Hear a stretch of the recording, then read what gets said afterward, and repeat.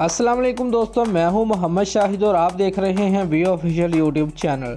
दोस्तों, Pakistan super league PSL में पेशावर ज़ल्मी की नुमाइंदगी करने वाले साबिक जनूबी अफ्रीकी कप्तान फाफ डू प्लेसी का कहना है कि पाकिस्तान कप्तान बाबर आजम और उनके भारतीय हम मनसब विराट कोहली एक जैसे बल्लेबाज हैं।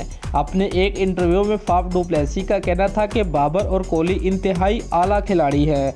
बाबर आजम ने गुज़िश्ता 1.5 साल के दौरान अपनी कारकर्दगी से अजीम खिलाड़ियों की फहरिस्त में शामिल होने की जानब एक और कदम बढ़ा लिया है और अब एक रोशन मुस्तकबिल उनका इस्तकबाल कर रहा है।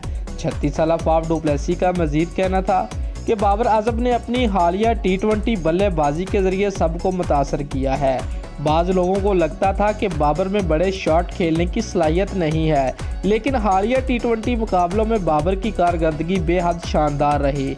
याद रहे कि फाफ डू प्लेसी ने PSL 5 के एलिमेंट्री 1 में लाहौर कलंदर के खिलाफ 31 रन बनाए थे, लेकिन उनकी टीम मैच जीतने में नाकाम रही। वाज़ रहे कि फाफ डू प्लेसी ने पाकिस्तान सुपर लीग के मुकाबलों को बेहतरीन और मेयारी करार दिया है।